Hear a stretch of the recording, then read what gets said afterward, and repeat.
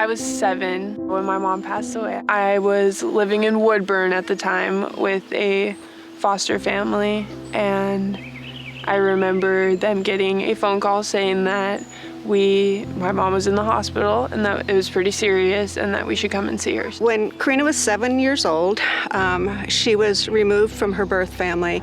Her mother died and her father wasn't able to provide a home for her. So she ended up briefly in foster care and then was adopted by a family in Central Oregon.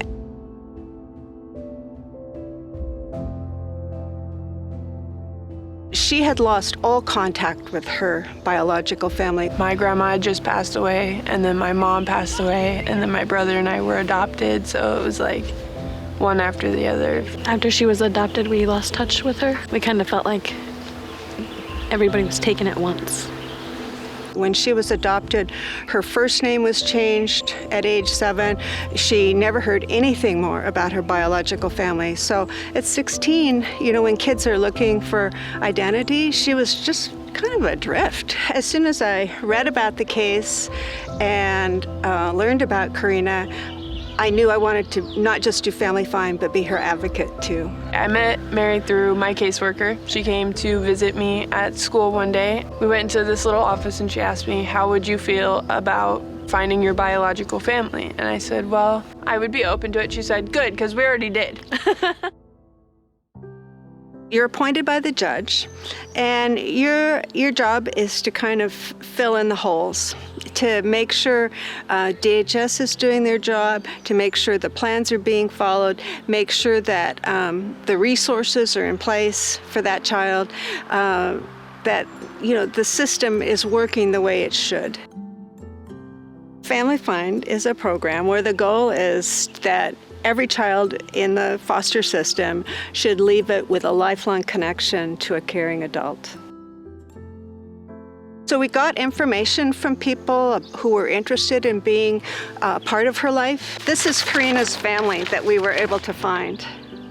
And so she's the yellow square down at the bottom. That's when I was told about Robin and Lexi, and yeah, so that's really where the whole thing began again, and it was because of Mary. Well, we found her aunt, Lexi, and in Family Find we have a term, it's called the jackpot connection, and that's the person who feels a connection to the child, who raises their hand and said, I'll be that person. That was Lexi. And we started texting, and we texted about everything. I wanted to get to know her again. Music and favorite colors, art, everything anything you could think of, yeah. Lexi's my hero. I mean, she stepped up, she opened her heart. It's my real family. And so I guess I had kind of a deeper connection to them than I would have with me.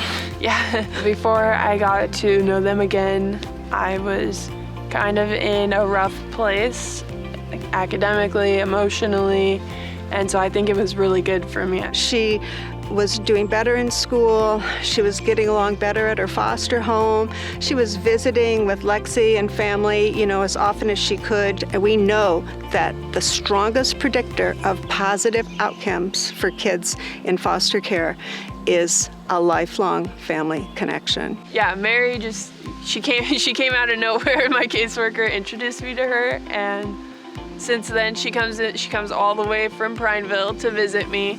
It just gave her so much more confidence and strength, I think, to know that there were people that, like Lexi, who loved her and would always be there for her. I wouldn't have her if it wasn't for Mary. I hope that she gets everything she wants. She deserves all the good. When I was younger, Lilo and Stitch was my favorite Disney movie ever. I got this tattoo of Stitch with my mom. This is in my mom's handwriting. We got that from my grandma's funeral book.